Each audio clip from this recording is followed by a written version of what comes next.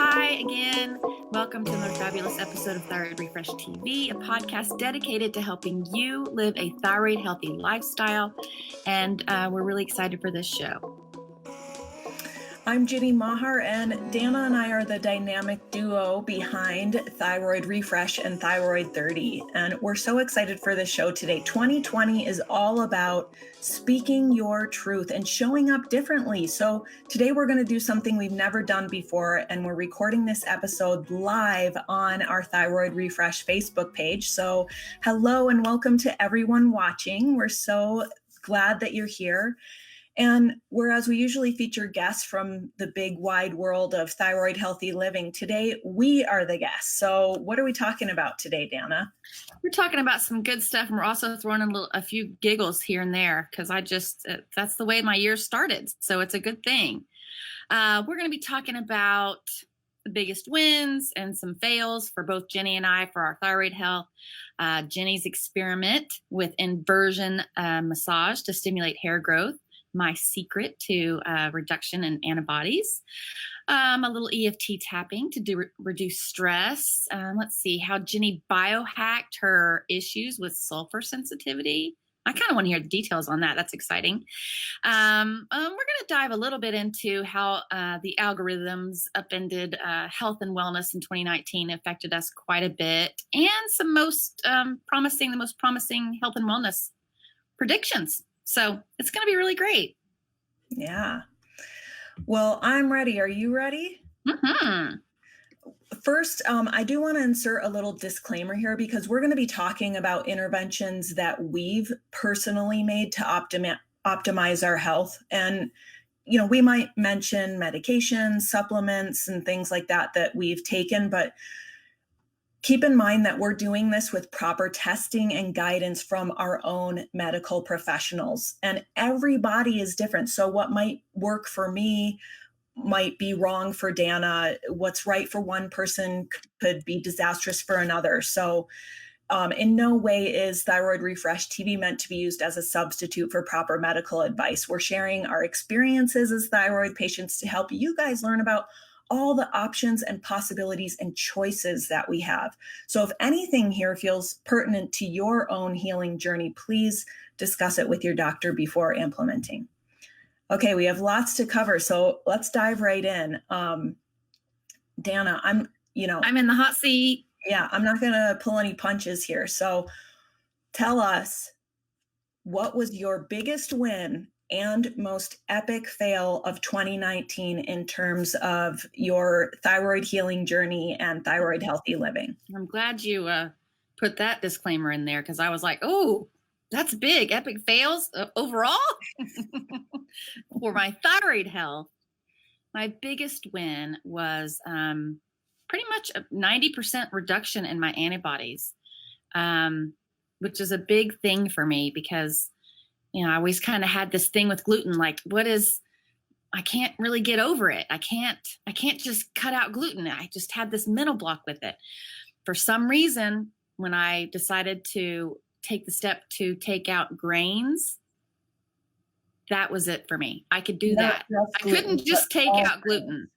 I couldn't just do that, but I could take out all the grains. I mean, I had a problem with this and not with this. I don't know. Your brain does different things, but I was like, that feels good because you always hear, take out the processed, take out the white stuff and all. And you just, you hear that and it seems so big, but they're inflammatory.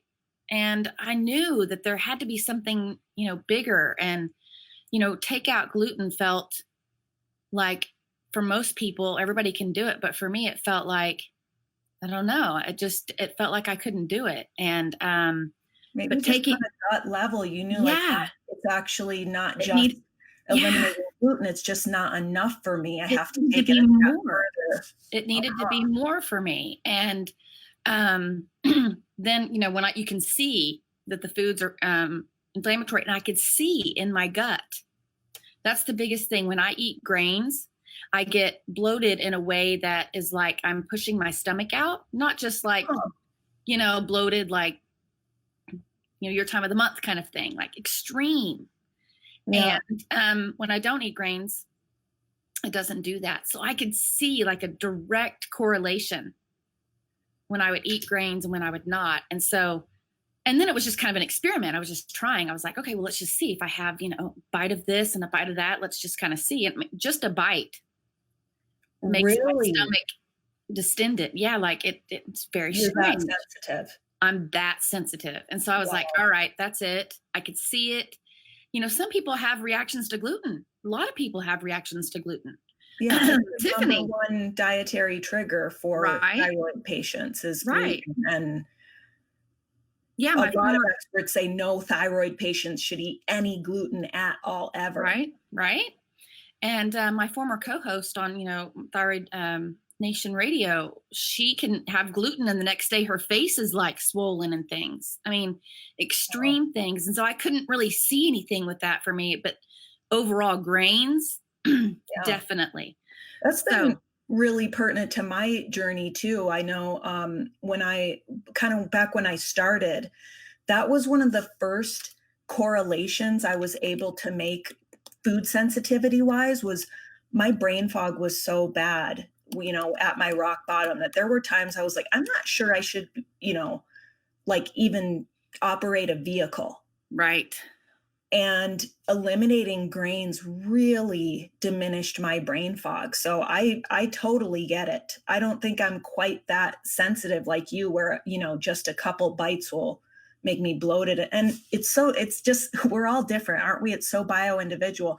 But so it helped you lower your antibodies. It did. How much? It did. So I was at 1600, which is pretty high. Pretty high. And then I think I was down to like 1490 or something. Then, I just kind of stayed in that range. And it wasn't until I eliminated the grains that my antibodies dropped significantly down to 202. I mean, my doctor was so excited and so proud. She was like, that is amazing. That's a 90% reduction. That's huge. Yeah. And you have no doubt this was the main change that you made. That was it. That was it. That was I remember when you started really implementing that and like, wow, this is really working for me.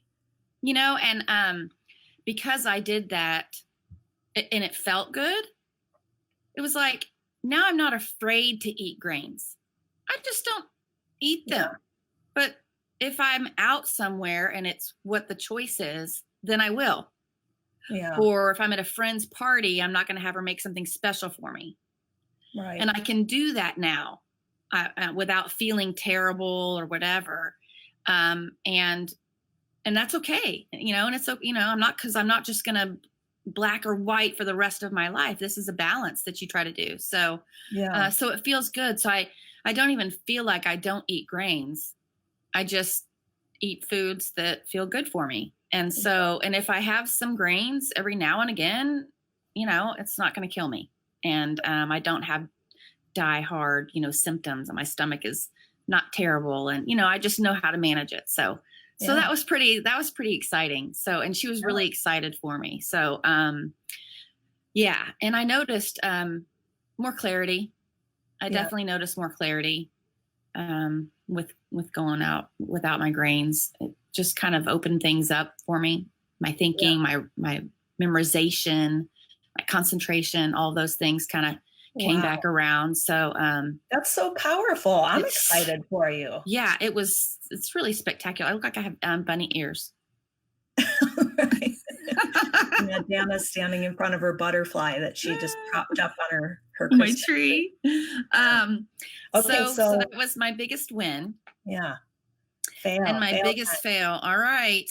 Okay. So I know I'm going to get in trouble, but I just didn't stay on top of my medicine. I got, I don't know, caught up in something, and all of a sudden I was out. And then I thought, well, you ran out of my medicine. Yeah. And then I thought, well, okay, well, I'll just call tomorrow and, whatever. And then my doctor wasn't in the next day. So, and then I was like, oh, okay, well then I'll call back. So then I forgot to call back. And then, all this is my fault. And then I finally got the doctor, and it was a doctor that I hadn't seen in a while. So she's like, I can't really, unless you come in, Mm, I can't really that do can it take a for you. while. And that can take a while. So then I had to go set up an appointment with someone else. Man. So then I did that. And then I got the medicine. So it was about 8, 9 days. Oh, wow. Yeah. And I could definitely feel so many things, just little bitty symptoms creeping back. Whereas, it's funny because I remember thinking, does the pill really help with my symptoms? Like I have a skin tag. It starts to come back when my medicine's off, or obviously not on medicine. Yeah. You told me my that belly, before. right? And my belly, it's like totally gone right now. It's so weird. It's like, where's that thing at again? And then, it starts to come back and you're like, oh, my medicine's out of whack, like Something's it's off. strange Wow. little symptoms. And my hair, I could tell the difference in my hair, my nails, just my digestion, not happy. everything. My body was just really very unhappy. So that was not my best move. Not my best move. And it was really just me, it wasn't anybody else. I could have done it. And it was just me. So yeah. I kind of remember that. Wasn't that right around the time you guys were moving too? You relocated, and you, like you said, you didn't have your doctor in place and the whole thing. Yeah. I mean, this stuff happens, It just happens. And it was sucky for sure. But yeah, so, and then trying to figure out, because it wasn't my normal doctor, he just kind of prescribed. So then I was like, what should I take? Like how many of, he gave me a certain amount. And so it was, it was definitely one of those, I had to call him back and say, I'm doing this. And he would say, okay, let's change it to this. It's just kind of this cycle of really just going back and forth with my doctor. And, it's just one smart. So epic fail. Getting your medication optimized too, I think, is a process that can take, I know for me, it was like 18 months. I feel like my medication's really optimized right now. But yeah, it was all of 2019. I was working on that, tweaking it, because you've got to take the medication consistently for 4 to 6 weeks at least before you get tested. Then you've got to retest and then tweak a little bit more. And I know my body, like I started on taking time release T3 medication in addition to my synthetic T4. And when I started, we were at like this dosage that we thought would, my doctor and I were like, let's start here. And it was almost too much for my body. I think just starting on that new medication, I had to like titrate up. Right. So we started here. I went into hyper symptoms. Then we had to go back down. Then that was not enough. Then we ratcheted it up one microgram. Yes. Right. And it was like, okay, this is good. But then, you do another test. Okay, this test looks not quite optimal. We're getting closer, but we're not quite optimal. Now I'm in the optimal range. I'm back up at where I started, but just starting at that dose, I had to, that's just me, but it was a process.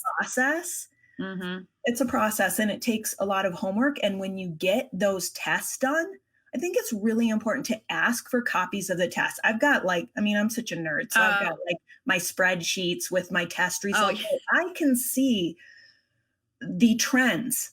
I have those data points, and I'm going to spend the time doing that. A lot of doctors just don't have the time to look at let's look at what every single test of yours has been over the last 5 years. You know what I mean? Yeah. So sometimes I'm able to go to my doctor and say, well, look, I noticed this on my health history that I keep on my computer. So it's on my phone. So it's always accessible. And like, what do you think about this? And then she can go, oh, that's okay. Well, let's, it's a team effort. Right. Yes, it is. That's so human. And forgetting to get your prescription, dialed in and all of that, finding a new doctor.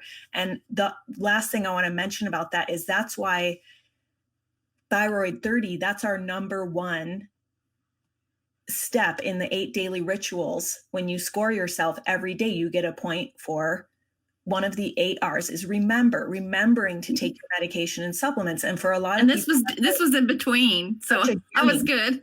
Yeah, it was between seasons, between games. Yeah, but it is a real challenge for some people to just take the medication consistently on time in the proper way. That's very important with thyroid medication. And if you're taking supplements, to take those regularly and according to, what your healthcare practitioners are recommending that you do. And yeah. And there's some people out there that do have their thyroid and optimized. There's people that have, their symptoms in remission. There's people that are now off medication or what. It doesn't matter. You're always taking your medication or taking supplements or doing something that you need to remember. And, there's always that vitamin D or whatever it is that you've, talked to your doctor about. There's always that thing that you need to remember. And I really I kind of put it off and then I forgot, and so I was between seasons. I was between games, so I didn't lose any points. So there's that. That was a good thing.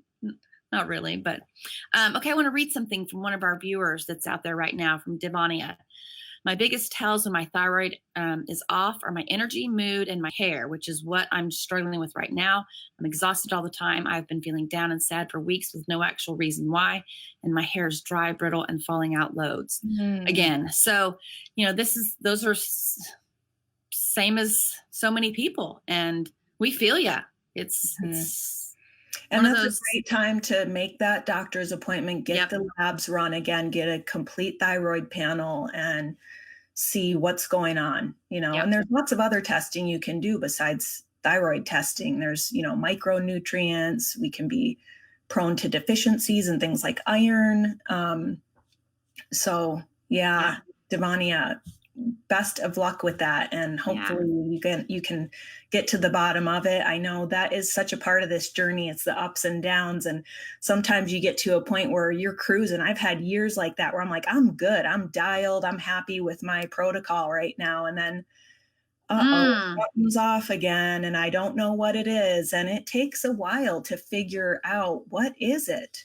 And the weather change, can have, there's lots of different things. So as long as you're in contact with the doctor and able to, touch base and that kind of thing and get your medicine dialed, I think that's really important. And if you don't have a doctor, get one, get a team of doctors, whatever you can do.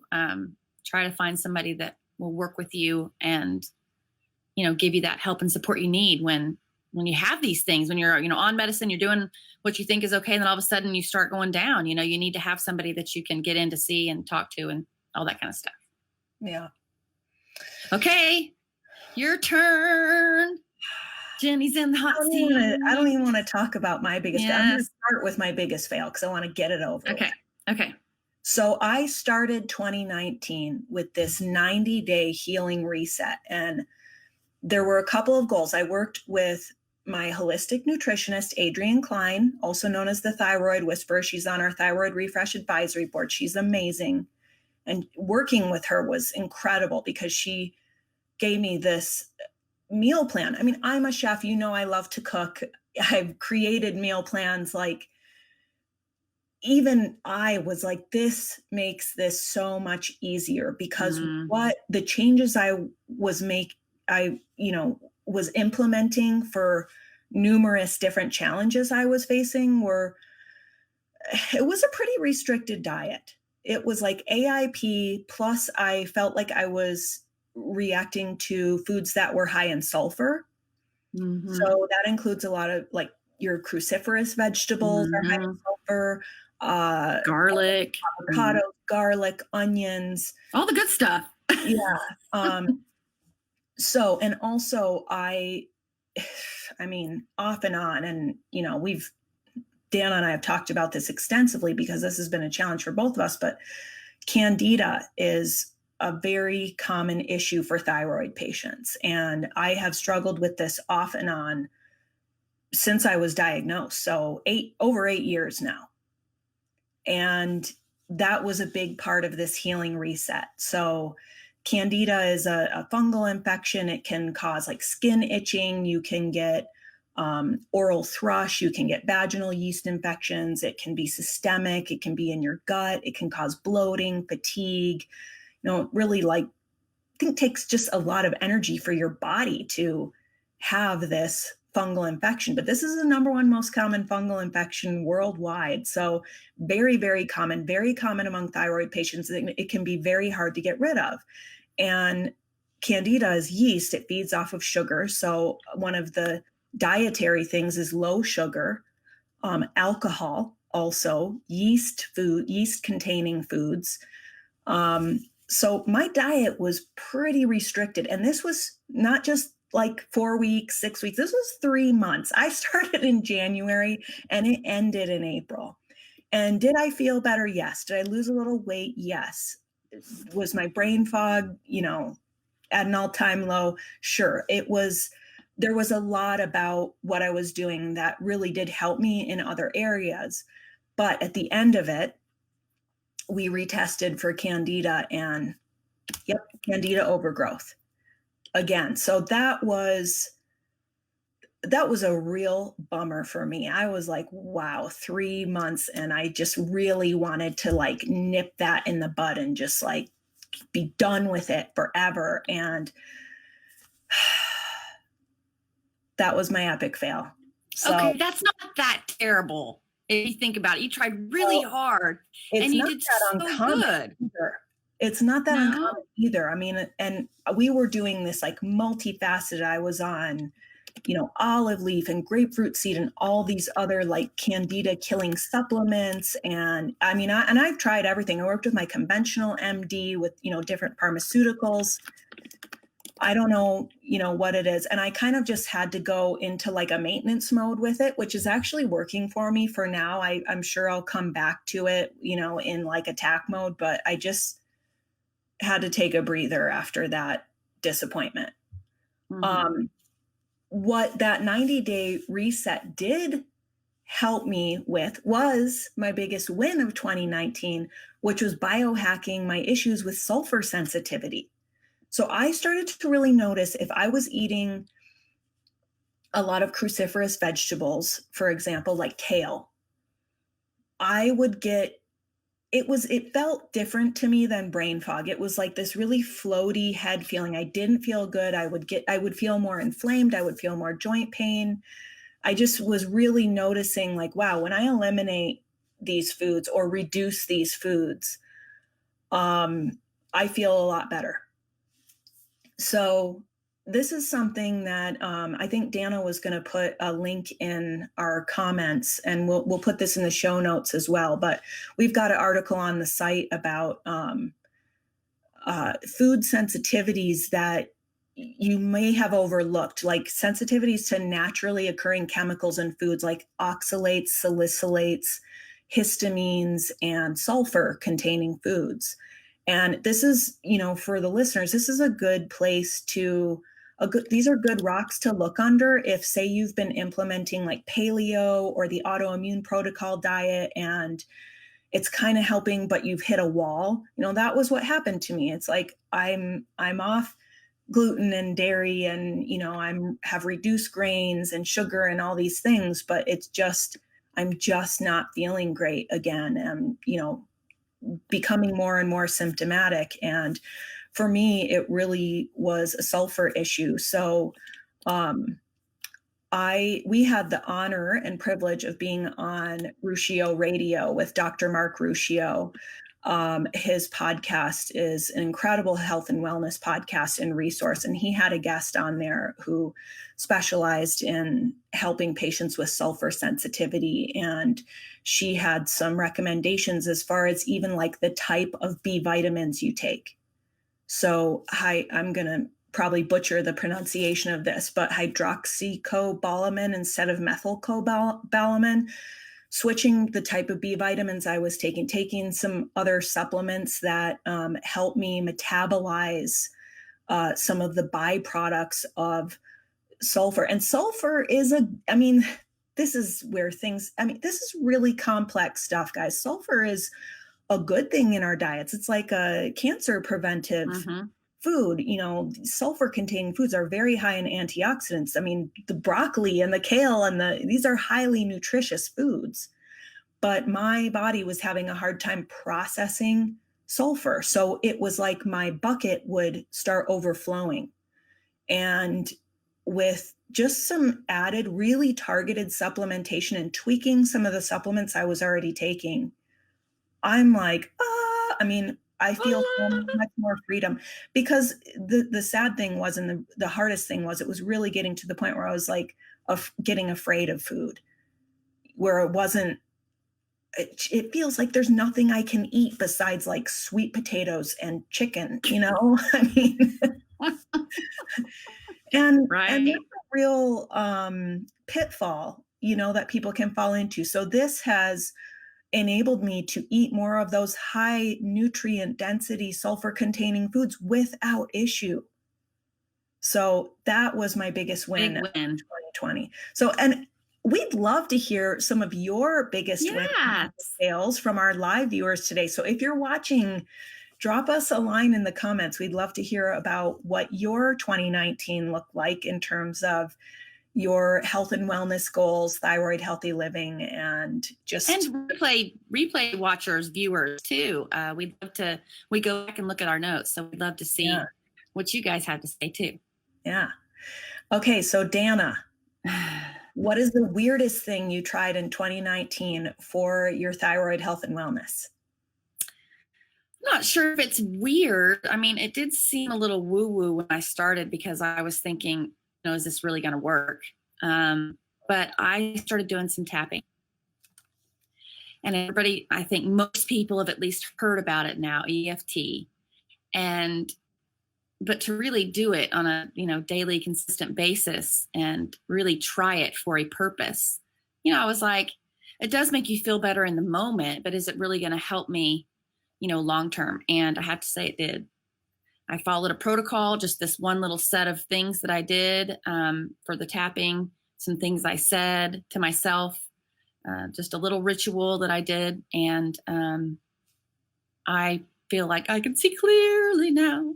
It's just such a different thing. I feel so much happier with anything that comes my way as far as my health and life.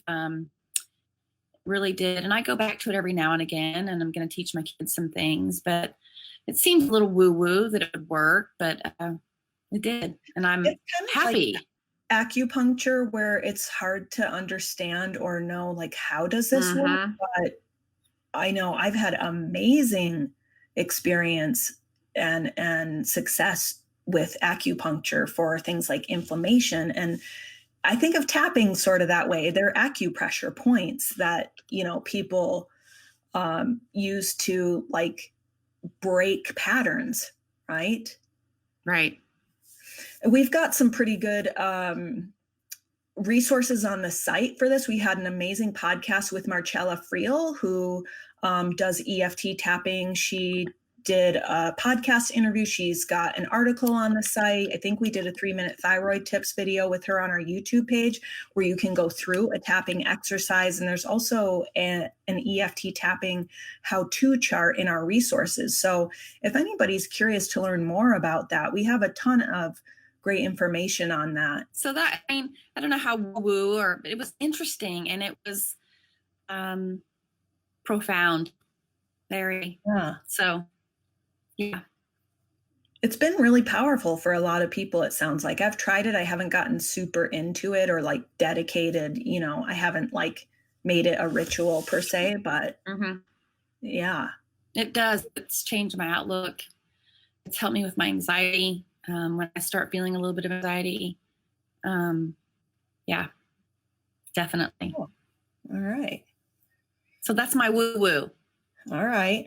Okay, ready? Yeah. It's your turn. Okay. I know you try some weird woo-woo stuff. Lay it on us, sister. Oh, yeah, I'm all about it. I mean, I'm pretty much Hmm. becoming the crazy crystal lady, and Oh, I my mean, brother called me a hippie last night. I was like, I'm not. Am I? Maybe I am. I don't know. well, you know, I don't care if it's placebo. It helps me. I'm really into I love my crystals. Sometimes I keep like a little piece of rose quartz in my pocket if I feel like I'm needing extra support. And it's just, I mean, things like that. Hey, whatever works for you, right? But Right. I didn't really want to talk about crystals so much. I wanted to tell you guys about something that I learned about from our managing editor, Devania Timmel Jones, who she did a 3-minute thyroid tips YouTube video for us on home remedies for hair loss and she's got an amazing head of hair to, say the He's least. got a gorgeous head of hair. Yeah, yeah. Right. And she really noticed that she was losing hair. So there were numerous things that she tried that worked. And one of them was inversion massage. And she mentioned that so inversion massage, I'll tell you guys what it is. This is where you, for 1 week of the month, you either sit like with your head between your knees or stand, bent over. So your head is hanging down, and you massage your scalp with some kind of oil. Some people use coconut oil, olive oil. Devania mentioned she used castor oil, which can stimulate hair growth. And so that's what I tried. I actually castor oil is kind of sticky. I hadn't used it before. So I combined half olive oil and half castor oil. And then I added some essential oils that are purported to help stimulate hair growth, rosemary. So added a few drops of rosemary to the bottle. And this has been 2 months now. And so for 1 week of the month, for about 3 to 5 minutes, I put this oil on my scalp and I gently massage it, especially in the areas like really right up here around the hairline where I felt like my hair was getting thin. And hair shedding and hair loss is a very common symptom of thyroid imbalance. And it was my very first indicator years before I was diagnosed, like, wow, I'm shedding more hair suddenly after a traumatic event where I had an ectopic pregnancy that ruptured, and I was basically bleeding to death. I had to have emergency surgery. And after that recovery, I think that trauma was like sort of had a domino effect for my health. And one of the things I noticed was hair shedding. And throughout this journey, I mean, before diagnosis and throughout diagnosis, it's been one of my most pesky, persistent systems. I have found when I'm really good about my meditation, my hair loss goes way down. When I'm more stressed, my hair loss goes up. So it really is tied to stress for me. But I decided to do this intervention, and it's only been a couple months, but I really do feel that it's worked. Like, I don't know if you can see, but like up in here, I feel like I'm getting like some new hair growth right around my hairline, which is nice, like little baby hairs. Yay! Baby hairs are good. It feels thicker. And also I was getting to the point where I had gone pretty short with my hair and I was trying to grow it out. And I was noticing my hair is taking forever to grow out. I feel like, am I ever going to be able to like have hair below my shoulders again? This is taking forever. And I think that, yeah, I was like chin length. Now I'm down to my shoulders. And this is just in the last couple months I've actually been able to feel like I can grow my hair long. So, I feel like it's working. Okay. Woo-woo, but fun. Yeah. And interesting. And you never know, right? You just never know. Well, and of course, I did some research on it, and it was like, does this work? Doesn't it? A lot of this stuff, they're not doing scientific studies on it, but it can't hurt. So give it a try, This was one of those things that it was like, this is, probably harmless and just So I tried it, and I'm going to stick with it. I'll let you guys know how it goes, but Okay. Keep us updated. yeah. Okay, so let's kind of shift gears a little bit from our own health journeys and look at some of the trends of 2019. Sort of, this is our like year in review. So let's talk about what some people are calling the biggest and most pointless health trend of 2019. And no shade to anyone who has found this to be their like miracle cure, but this is something that I think gets in a lot of people's ways, is this desire to find the miracle cure, the silver bullet, the just drink this every day and it will solve all your health issues kind of thing. 5-minute ab. 5-minute ab, right? What am I talking about, Danna? Do you know? Yeah. Celery juice. Celery juice. And have you tried it? If so, we'd love to. I mean, if it's worked for you, we would love to hear about it in the comments, because it sure made a splash in the world of health and wellness. I mean, there was some celery juice that was drank in 2019. Oh yeah, there's some stats he has, but before that, I just wanted to mention, it could work for people. Who knows? I mean, you just never know. I personally, for me, I think drinking celery juice, it would be good and probably good for you and probably clear out some things and do some things. But we are not touting it as a do this and not take medicine kind of thing, for sure. So people out there that are trying it or doing it, hopefully you're doing it with some assistance from a doctor and practitioner and all of that. And we'd love to know. We want to know what you noticed, what you didn't notice. So leave us some comments or shoot us an email and let us know what worked and what didn't work for you. Well, part of what made this so huge was Anthony William, who has a huge fanatical following, and he's also known as the medical medium, and he was sort of touting it for acne, eczema, psoriasis, things like that. But I mean, this was a big one. We couldn't get celery at our grocery store for a while. There was like a little celery shortage, and I read that prices went up 300% in Australia last year for celery. And, what does it really do? I mean, no one's really sure. That doesn't mean it doesn't do anything, but there really is little to no scientific evidence on it. But sheesh, people definitely drank some celery juice in 2019. Yes, they did. They did it. They did it. And if you got some results, we'd love to know. So give us some comments or shoot us an email. By the way, your BFF Chrissy says you look beautiful.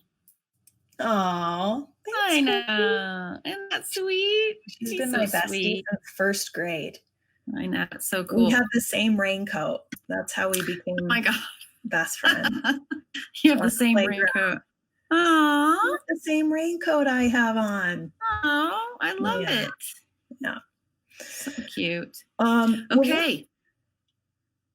Yeah, go for it. I was just going to say, let's go big picture here and talk about some of the health and wellness predictions for 2020. Yeah. What do you think, Jenny? Yeah, that sounds great. And I think this is sort of riding the coattails of a lot of things that started in 2020. And, this is just, what do they say are the, what's going to be the biggest stuff in 2020. So I think let's talk about some of our favorites. Meditation is supposed to go supernova in 2020. And this is one where there has been a lot of research and studies. A ton of research. Yeah. I mean, major health benefits to meditation. And it's been tremendous. I know for me on my own healing journey, I mentioned earlier, it was one of the few things that definitely got my hair shedding to pretty much stop. My sleep improved drastically when I started meditating. I did, during one of our thyroid 30s, I did a 30-day meditation gong, where a gong is, it's like a Buddhist concept for making a commitment to do something for a certain amount of time. And so I committed. I left myself no other choice but to meditate at least once a day, every day for 30 days. And wowee, and my sleep not only improved in quality, but duration. And then just overall happiness, well being, lack of stress, feeling more present, feeling more joy in my life, having moments that I can't call anything other than just total bliss, of just, I am here in the now.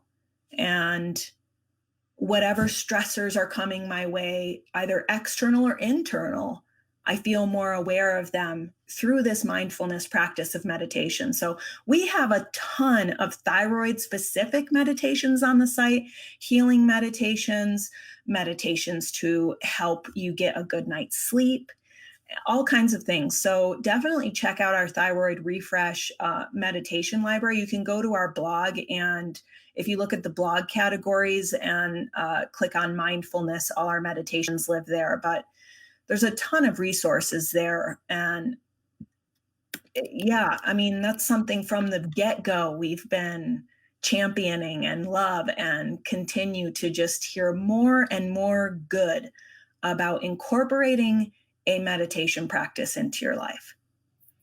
And I can tell you, I've been meditating every day for 2 months now. I'd Nice. say maybe a little longer, and definitely changed my world along with tapping. Yeah. Yep. So sometimes twice a day. Definitely. Yeah. The power of the Big mind, right? Right.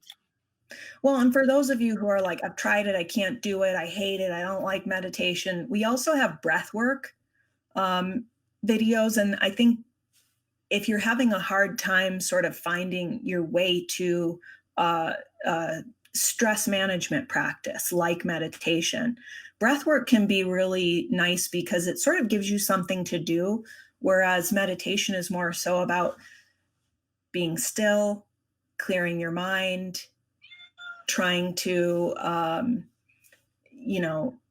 with self-compassion, just stop the thoughts running, this constant monkey mind stream of thoughts going through our head, and to just be still and present. And that can be very, very difficult for people. So breathwork kind of gives you something to do. Sometimes, adding a mantra or something, just saying something over and over, Om or Aham Prima or something that you can say over and over is also really helpful. But for those people that are out there that say they cannot meditate, I totally understand. It is a practice. It's not like it's just easy for everybody. Some people it is, some people it isn't. So it's definitely something everybody can do, though. And if you're afraid or you don't want to call it meditation, then just sit with a cup of tea and stare outside at the birds, or just be still, like Ginny was saying, and quiet. And if you have a thought, forgive yourself and be like, okay, I had a thought. I'm just going to move it along, put a pin in it, move it along, Right. and just come back to trying to be quiet and still your mind. And it actually does get easier, I can tell you, because, and sometimes, some days I'm like, okay, well, that was not my best meditation, because I was just thinking over and over and over, and even after I've been doing it for 2.5 months, it's still times when my brain just is really having a hard time shutting down. But it's really good for you to be very, very present, especially with the world we live in of technology and always being connected to the technology and the world and that kind of thing, to be still and connected and present with just yourself. We spent more time doing that, hundreds of years ago. And I think that's something that we've kind of lost as we've evolved. It's only getting more important. That's such a good point, because we're bombarded with information and we're overstimulated. Like we are and our body wasn't designed to be this highly stimulated without having a balance. Right. Especially. So if you do have a hard time, then just sit and be quiet. Just stop talking. Try to stop talking. Stop talking to yourself. That's one of the things also. Like, I remember my good friend and I were talking last year at the beginning of the year of just being like in the car, as opposed to being automatic. I'm driving point A to point B, and then something like, how'd I get here? You're just automatically driving. Try to notice things. Look at the big trees as you're passing by, or, oh, look at that, or sing a song, or instead of basically get out of your head, Try to stay out of your head and be very, very present. So if you can do those little things, that's also very helpful. That's just kind of steps before you start meditating. And meditation is really just being still and quiet with yourself. Yeah. Stopping the noise is really what it's all about. So having a little music in the background, calling it a meditation or ritual, just kind of makes it special for you. So yeah, you don't have to have like a meditation studio. No. I think Thich Nhat Hanh maybe. Thich Nhat Hanh? Yeah, I'm not sure if it was him, but there was a meme of him saying, take a deep breath in and out and just be with that breath. You just meditated for like 3 seconds. I mean, it doesn't have to be overly complex, but okay. So one of our other favorite trends of 2019 and going into 2020, intermittent fasting. We have a great article about this on the site. Is intermittent fasting right for thyroid patients? And, there's almost nothing in this realm of thyroid health that I've come across where it's like, yes, this is always good for thyroid patients. And there are some concerns. It's a lot about the way you do it, where some people are doing intermittent fasting where they're only eating 5 days a week and then fasting for 2. Typically when we hear experts talk about intermittent fasting as, say, a solution to weight loss for thyroid patients who struggle hard to maintain a healthy weight, to lose weight, they're more so referring to the type of intermittent fasting where you just limit your eating window every day. So maybe you eat to like usually 8 hours, 10 hours. So maybe you start with your first meal at 11 and then you don't eat again after 7 p.m., for example. Mm-hmm. And I've experimented with this. Yes, I think it has definitely helped me. I notice on the days when I do it, I feel like I have really good energy. The thinking that me too.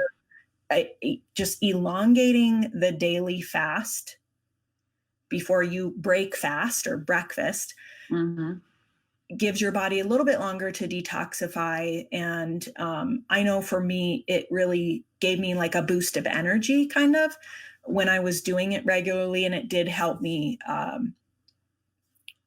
lose a little bit of weight. So, and I know that's been successful for a lot of other people, but it does really depend on the person. If you have blood sugar issues, adrenal issues, things like that, there can be some concerns. So definitely. You definitely need to talk to health practitioner. Definitely need to talk to a doctor about it, I think, for sure. Yeah.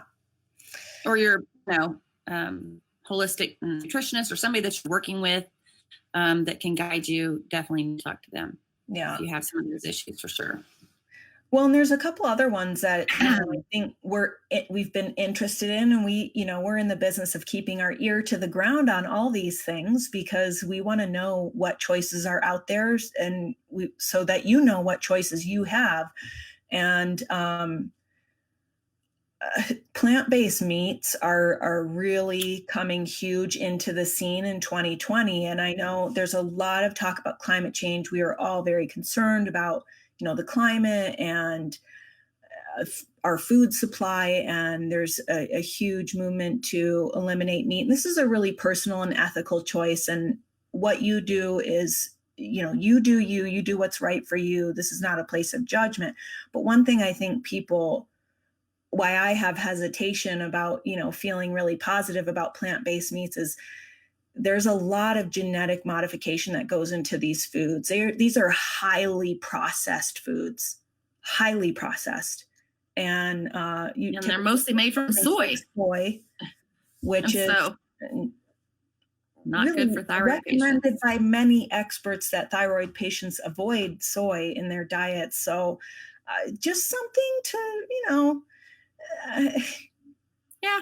approach with care and curiosity, and let's let the science and research come out on this one, a little bit before we all get on board with plant meats as like this huge solution, right?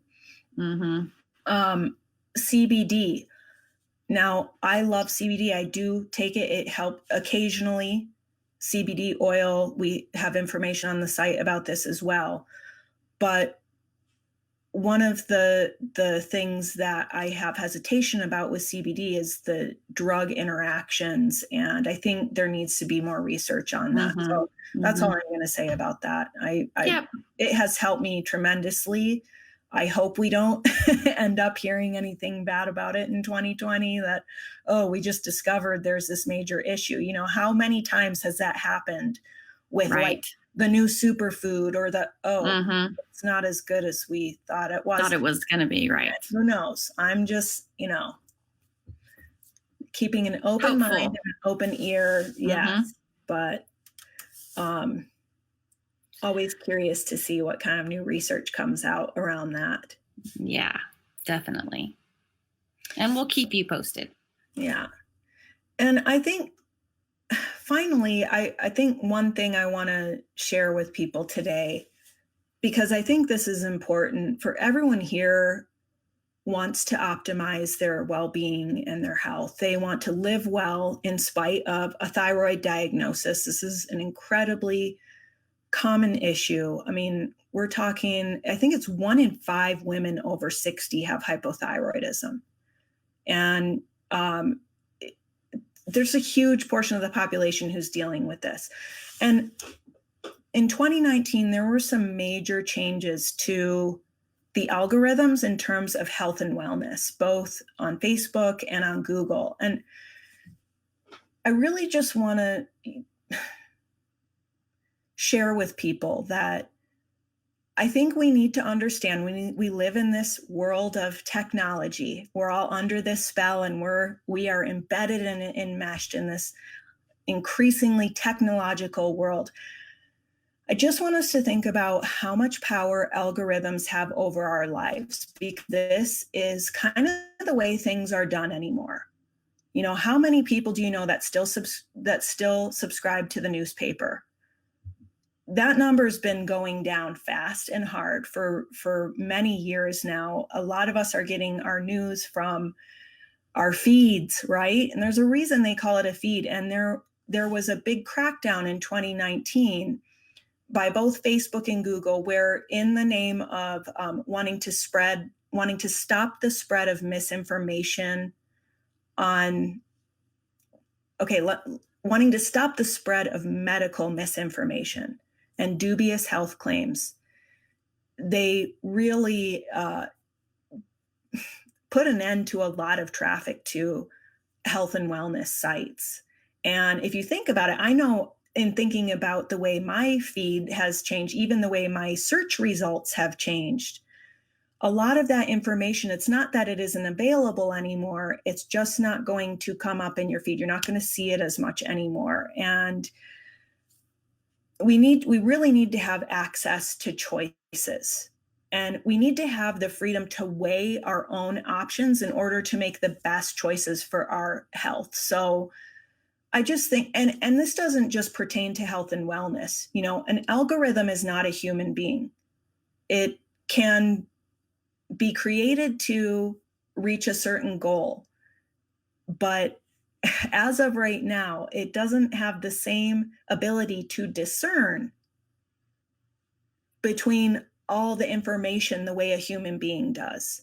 Mhm. So I think that's just something we kind of have to be aware of into not just 2020, but this decade and beyond, the power that algorithms have over our lives. Because there's one of our favorite people, doctors, Dr. Kelly Brogan, who it's really difficult to find her when you do a search, unless you type in our direct website. And I think she has some really wonderful things to share, and people can really glean a lot from her information, and they can make the choice whether they want to agree or listen or not. I think the choice is what is the most important thing here, and it's really difficult to find her. So, and there are other people just like that. And so having a choice, and Yeah, she had a great blog post called "Are We Being Censored?" That's on it's at kellybroganmd.com. mm-hmm. Is that her site? And Yes. Yeah, if you want to know more, I think that's a good place to look. But we did see a lot of health and wellness sites in 2019 lose 60, 70, 80, 90%.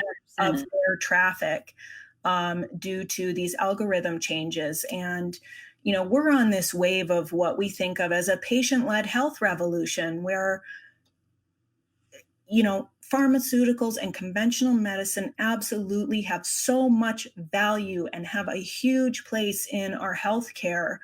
But there's other things too, and diet and lifestyle, things like that are tremendously powerful and important and have been life-changing for us on our healing journey. And we see it every day with our community where people are implementing things like diet and lifestyle changes. They're getting food sensitivity testing, things like that are considered alternative health and wellness or complementary and alternative medicine. And just our access to that information has been changed. So it just feels like they kind of put the kibosh on this patient-led health and wellness revolution. And really just important for us as people who are taking the reins of our health, being the CEOs of our health and well-being, to make sure that you are feeding yourself the best information you can, weighing all those options and being open to choices and possibilities out there. So do your digging. Yeah. So, but we feel super optimistic for 2020. I mean, doesn't it just feel like it feels really powerful, doesn't it? Feels like I've shed something really big and it's gone. And, out popped the new happier version for me anyway. Yeah, right. Yes. So here's to 2020 and all of us being courageous and letting go of that which is not serving us to make room for new choices, new habits, new ways of showing up that do serve us, that support our health and well-being, our overall holistic health and well-being. So I hope that everybody listening has a wonderful year and decade and future ahead, just harnessing the power of your own health and wellness. And love. Yeah. Well, it's been a great year for us, Danna. I couldn't ever do this without you. And I love you so much. It's just been a really amazing roller coaster journey for us. So it has. Thank you for you. And thank you all so much for showing up, for listening, for being part of the Thyroid Refresh community this last year and into the years ahead. You are what makes this community what it is. And we're so grateful for you for being here. And just, we wish you the best. We wish you the best of health and everything going into the future. Yep. All right. Well, thank you all so much for being here with us today for this live episode of Thyroid Refresh TV, where we give you the inspiration and information you need to make the best choices for your health. You can find us online at thyroidrefresh.com, or you can follow our Thyroid Refresh Facebook, Instagram, or YouTube pages.